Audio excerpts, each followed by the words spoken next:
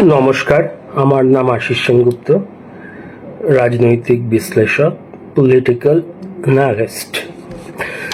তৃণমূল ছেড়ে দেবেন ফিরহাদ হাকিম এবং কুণাল ঘোষ, একদম দায়িত্ব নিয়ে গ্যারেন্টি দিয়ে বলছি। আপনারা বোধহয় ভাবছেন কেন আমি কথা বলছি, কোনো গোপন সূত্রে, বিশেষ সূত্রে খবরটা পেলাম? না, একদমই না। আমি অ্যানালিসিস বা বিশ্লেষণ করি, আমি সাংবাদিক নই এবং স্টিং সাংবাদিক তো অবশ্যই নই। আমি যা খবর দেখি বা নিউজ দেখি সেখান থেকেই আমি বিশ্লেষণগুলো করি। হ্যাঁ, ফেসবুকে কয়েকটা রাজনৈতিক গ্রুপসে আসি এবং সেখানে প্রচুর উড়ো খবর, বিশেষ সূত্রের খবর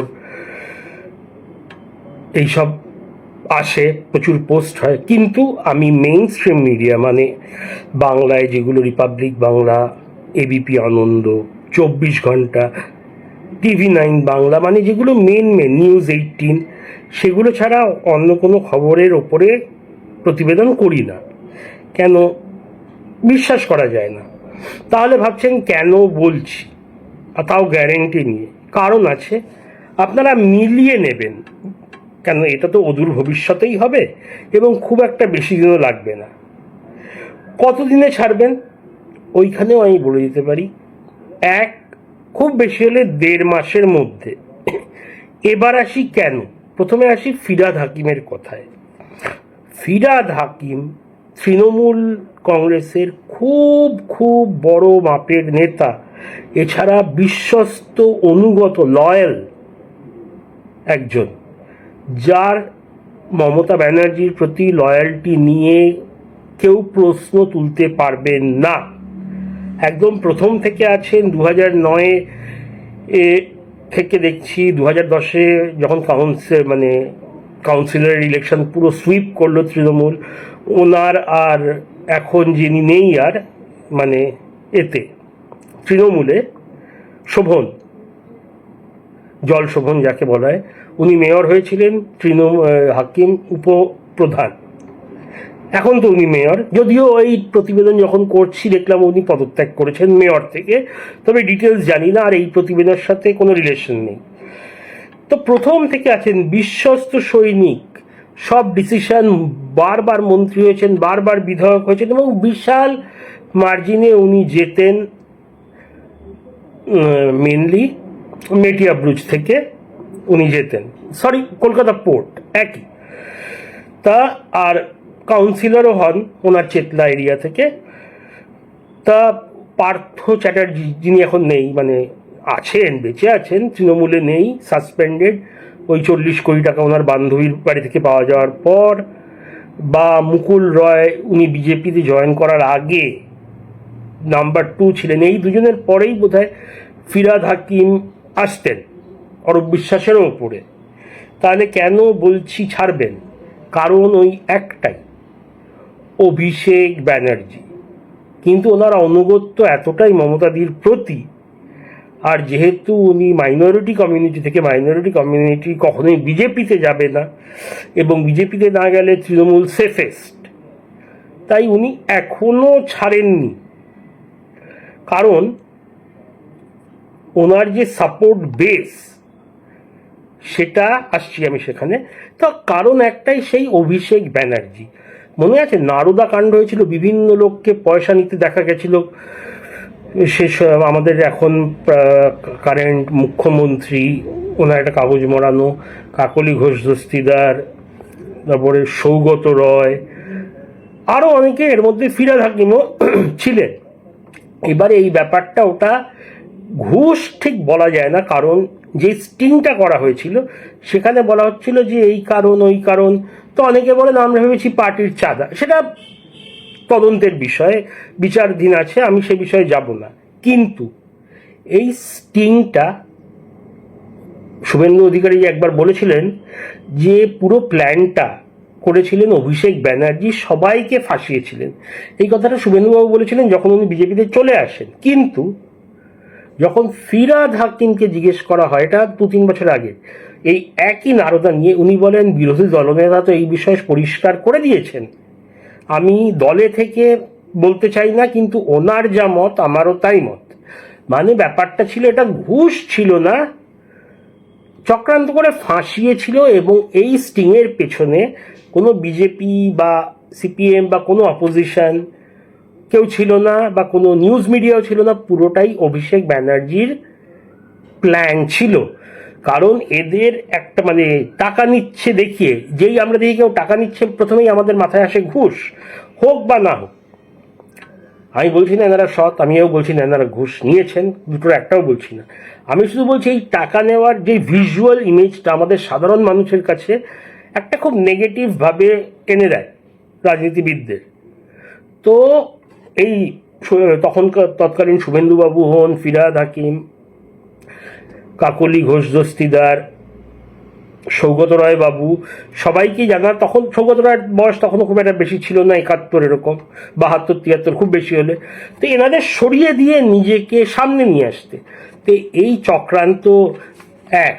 দ্বিতীয়, উনি বরাবর মমতা ব্যানার্জি নেত্রী বলে এসছেন, কিন্তু গত 2 বছর ধরে ওনাকে হোক, ব্রাত্য বসুকে হোক, অরূপ বিশ্বাসকে হোক, সবাইকেই বলতে হচ্ছে আমাদের নেত্রী মমতা আর আমাদের সেনাপতি অভিষেকের নেতৃত্বে তৃণমূল জিতবে। এই যে ঘাড়ের ওপর অভিষেককে চাপিয়ে দেওয়া, এটা কোনো লড়াই করে উঠে আসা নেতা মেনে নিতে পারেন না, এবং এই কারণে তৃণমূলটা ভেঙেছে, এটা তো আমরা সবাই দেখেছি।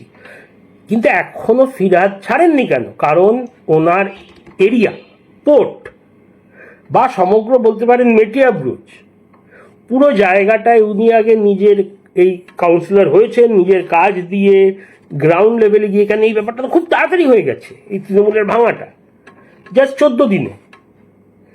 আর উনি পোর খাওয়া রাজনীতিবিদ, হুটহাট করে কোথাও আসবেন না, যাবেন না। তা উনি পুরো নিজের গ্রাউন্ডটাকে তৈরি করে তারপরে চলে যাবেন।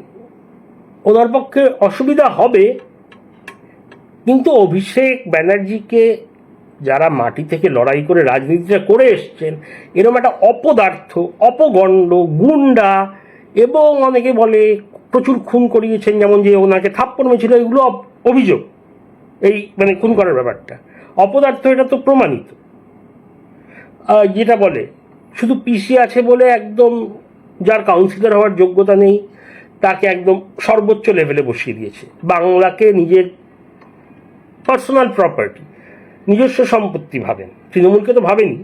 তো একে যখন তৃণমূল ক্ষমতায় ছিল তখন উপায় ছিল না, মেনে নিতে হতো, কারণ তৃণমূলই সব, এবং অভিষেককে না মানলে মমতা ব্যানার্জি ঘাড় ধরে বার করে দিতেন। কেন উনি ভাইপোকে মানে নিজের পুত্রের মতোই ভালোবাসেন। হতে পারে মানে যারা বিবাহ করেননি, ভাইপো হোক বা বোনপো, যেই হোক, তাদের মানে একটা স্নেহ জন্মে যায়। তো উনি নিজের মানে অভিষেককে ওনার পিসি বা মমতা ব্যানার্জি খুবই স্নেহ করেন, এবং ছোটবেলা থেকে দেখেছেন। বিভিন্ন কারণ রাজনীতি করছে, কারণ থাকতে পারে, কিন্তু অভিষেককে সবাইকে মানতে হবে, এটা ছিল অলিখিত বা লিখিত নিয়ম। এই আগে শুধু ছিল মমতা ব্যানার্জি জিন্দাবাদ, তারপরে মমতা ব্যানার্জি জিন্দাবাদ, সেনাপতি অভিষেক ব্যানার্জি জিন্দাবাদ, দুজনের ছবি রাখতে হবে সবার অফিসে। মানে এই অপমানটা কেউ আর মেনে নিতে পারেননি। আজকে ভেঙে গেল তৃণমূল, এবং ফিরহাদ হাকিমও ছেড়ে দেবেন, কিন্তু নিজের এলাকায়, যাতে উনি ছেড়ে দেওয়ার পর ওনার যে হাজার হাজার ওখানে কর্মীরা আছেন তারা যেন থাকে ওই বিধানসভা এবং ওই লোকসভাটাও। ওই লোকসভা বলতে পারেন ডায়মন্ড হারবারের হাফ, আবার এদিকে কলকাতা দক্ষিণের হাফ, সবচেয়ে একটা মিলিয়ে মিশিয়ে ওই এলাকাটা নিজের আয়ত্তে এনে মেনলি অবাঙালি মুসলিম জনতাকে নিজের কন্ট্রোলে এনে তারপরে উনি দলটা ছাড়বেন, এবং 100% ছাড়বেন। কারণ উনি দেখেছেন চুপচাপ থাকেন। উনি কি চাইলে অভিষেকের বাড়িতে নোটিশটা আটকাতে পারতেন না? আরামসে পারতেন। তা খুব বেশি হলে ঝামেলা হতো, অন্য কোনোভাবে পাঠানো হতো। পুরসভা দিয়ে যে পাঠানো হয়েছে ওটা ফিরহাদ হাকিম চাইলেই আটকাতে পারতেন, এবং এই জন্যে অনেক অপমানও সহ্য করতে হয়েছে সবার সামনে। তো উনি চুপচাপ আছেন এখন, তবে উনি ছেড়ে দেবেন এটা আপনি মানে লিখে দিতে পারি। এর জন্য কোনো বিশেষ সূত্রে খবর দরকার নেই, আর একদম জলের মতো পরিষ্কার। এই যে নারদায় ফাঁসিয়েছিল, একদম 100%। কে টাকা নিয়েছে বা নেওয়ার ইচ্ছা ছিল এগুলো আমি জানি না, এগুলো যা দেখানো হয়েছে তা বলছি। কিন্তু এর পুরোটার পেছনে অভিষেক ব্যানার্জি ছিলেন, এটার প্রমাণ নেই, কিন্তু এটা সবাই মনে প্রাণে বিশ্বাস করেন যাদের ফাঁসিয়েছিল। তাদের মধ্যে এখন সৌগত রায় পড়েছেন। সৌগত রায়ের বয়স 77, উনি এইসবে বদার করবেন না, উনি নিজের মতো বসে যাবেন। উনি না এদিকে থাকবেন না ওদিকে থাকবেন, তবে ফিরহাদ হাকিম ছেড়ে দেবেন। এই এখন যদি মমতা ব্যানার্জি অভিষেককে বলেন বসে যা, তাহলে অন্য কিছু হতে পারে, কিন্তু এখন যা আছে আমার মনে হয় না মমতা ব্যানার্জি অভিষেক ব্যানার্জিকে সরাবেন। ওনার ভাইপোকে উনি প্রচণ্ড স্নেহ করেন। এবার আসি কুণাল ঘোষের কথায়। কুণাল কেন ছাড়বেন? কুণাল কোনো পোরখা রাজনীতিক না। আমরা সবাই দেখেছি ওই 2009 থেকে যবে থেকে মানে লোকসভায় পুরোপুরি ধরাশায়ী হলো সিপিএম। ধরাশায়ী বলছে মানে সিপিএম 15টা সিট পেয়েছিল 2009, তার মানে ওটা ধরাশয়ী। কারণ সিপিএম যেই অধিপত্য, সিপিএম বা লেফট ফ্রন্ট, ওই বাকি 4টে দল নিয়ে আরএসপি, ফরওয়ার্ড ব্লক, এই আরও দুটো আমার এখন সত্যি মনে পড়ছে, সিপিআই চতুর্থটার নাম আমার মনে পড়ছে না। যাই হোক, ওরা সব মিলিয়ে পুরো লেফট ফ্রন্ট পেয়েছিল 15, সিপিএম না, মানে সবাই মিলে। আর তৃণমূল পেয়েছিল 19। তো তখন থেকে কুণাল ঘোষ চ্যানেল 10-এর সিইও ছিলেন। যে পরিমাণ তেল দিয়ে দিয়ে দিয়ে দিয়ে মানে মমতা ব্যানার্জি ছিল ধ্যান জ্ঞান। যাই হোক, তারপরে তো উনি তৃণমূল জিতলো 2011-তে, ওনার তেল নেওয়া বা স্তাবকতা চাটুকারিতা বাড়তেই থাকলো। তারপরে কি হলো, সারদা এবং সারদার মানে চ্যানেল 10-এরও মালিক ছিলেন সুদীপ্ত রয়, ফাঁসলেন। কুণাল যদিও তেমন মানে এটা আমি মনে করি না কুণাল ডিরেক্ট চুরি করেছিলেন, হ্যাঁ টুকটাক থাকতে পারে, কিন্তু মেন যেটা উনি তেমন কোনো পজিশনেই ছিল না, মানে উনি জাস্ট সিইও ছিলেন না, উনি এমএলএ ছিলেন না এমপি। ওনাকে দয়া দাক্ষিণ্য করে রাজ্যসভায় একটা দেওয়া হয়েছিল এত স্তাবকতা চাটুকারিতার জন্যে, কিন্তু উনি এমন কেউ ছিলেন না যাকে খুব একটা বড় টাকার ভাগ দেওয়ার দরকার ছিল মমতা ব্যানার্জি বা তৃণমূল কংগ্রেসের। তাই কিন্তু ফেঁসেছিলেন উনি সবার আগে, মানে সুদীপ্ত রয়কে বাদ দিয়ে। আর সবচেয়ে খারাপ ব্যাপার হলো এই যে আমরা এত দেখেছি, ফিরহাদ হাকিম হোক, অনুব্রত মণ্ডল, পার্থ চ্যাটার্জি, জ্যোতিপ্রিয় মল্লিক, হেন তেন সবাইকে সিবিআই নয়তো ইডি মানে কেন্দ্রীয় এজেন্সিগুলো ধরে গারদে ফেলে দিয়েছে 2 বছর, 2.5 বছর, 3 বছরের জন্য। কিন্তু কুণাল ঘোষকে ধরেছিল আমাদের রাজ্য পুলিশ এবং রাজীব কুমার ওনাকে প্রচণ্ড অত্যাচার টর্চার করেছিলেন। মানে উনি এই অবস্থায় গেছিলেন, উনি প্রায় দেখতেন আমরা প্রিজন ভ্যান চাপড়ানো, যেটা ফেমাস, উনি ওনাকে কথা বলতে দিতেন, পুলিশ প্রিজন ভ্যান চাপড়াতো, উনি বলার চেষ্টা করতেন। তো উনি বারবার বলেছিলেন আমি অনশন করে আমৃত্যু অনশন করব, এই করবো, আমায় মেরে ফেলা হচ্ছে, হেন তেন। আর উনি একদম সোজাসুজি বলেছিলেন সারদার সবচেয়ে বড় বেনিফিশিয়ারি, মানে সারদা চুরির সবচেয়ে বেশি টাকা গেছে মমতা ব্যানার্জির কাছে, মানে নাম নিয়ে বলেছিলেন। উনি বলেছিলেন আমার সামনে বসান, মমতা ব্যানার্জিকে মুখোমুখি বসান, প্রমাণ করে দেবো। মানে কতটা ওনার রাগ ক্ষোভ ছিল। তারপর 3 বছর পর জেল থেকে ছাড়া পান এবং প্রতিদিন বিষেধাগার করতেন তৃণমূলের নামে। তারপরে 2021-এর নির্বাচনের সময় অভিষেক ব্যানার্জি ওনাকে ডাকেন, অভিষেক ব্যানার্জির বাড়িতে মিটিং হয় এবং আবার আমরা অবিশ্বাস্যভাবে দেখি যার জীবন শেষ হতে চলেছিল, তৃণমূল যার হয়েছিল জীবনের সবচেয়ে বড় শত্রু, সে যেখানে হোক খবরে, রাস্তায়, এমনকি ব্রিগেডের মিটিংয়েও গেছিলেন। সে বিশাল সিপিএম লেফটেন্যান্ট ব্রিগেড মিটিং হয়েছিল বোধহয় 2020 বা 21-এ, সেখানেও গেছিলেন। তা ওখানেও কত কিছু বলেছিলেন। সেখান থেকে একদম তৃণমূলে ঢুকলেন। এইখানেই কিন্তু একটা বড় খেলা খেলেছে কুণাল। উনি তো তৃণমূলকে ভালোবাসেন না, আর তৃণমূলের থেকে যে উনি মন্ত্রী হবেন, ভোটে লড়বেন, এমন কোনো ইঙ্গিত ছিল না। কিন্তু সেই যা আমরা মহাভারতে অনেকে বলে শকুনি ইচ্ছা করে কুরুবংশ ধ্বংস করেছিলেন, তাই উনি গেছেন শকুনির রোলটা প্লে করতে। এটা আমরা বারবার দেখেছি। অনেক সময় এই কথা ওই কথার মাঝে নিন্দা করছেন। উনি নিজের যে বইগুলো লিখেছেন বা যেই এখনো লেখেন, সেখানে কিন্তু উনি এখনো অ্যাকিউজ করে যান রাজীব কুমারকে। রাজীব কুমারকে অ্যাকিউজ করা মানে কাকে অ্যাকিউজ করা? রাজীব কুমার কার right hand man, left hand, যা কিছু বলতে পারেন? মমতা ব্যানার্জি। ওনার রাগ তো যায়নি, উনি তো এখন তৃণমূলে থেকে বলতে পারেন না মমতা ব্যানার্জি, কিন্তু ওনার টার্গেট মমতা ব্যানার্জি অ্যান্ড তৃণমূল। বারবার দেখেছেন উনি 2024 লোকসভা ইলেকশনে সাসপেন্ড হয়েছিলেন, প্রধান মুখপাত্র থেকে দল থেকেও বহিষ্কার হওয়ার মুখে ছিল যখন তাপস রায় বিজেপিতে এলেন 2024 লোকসভার আগে।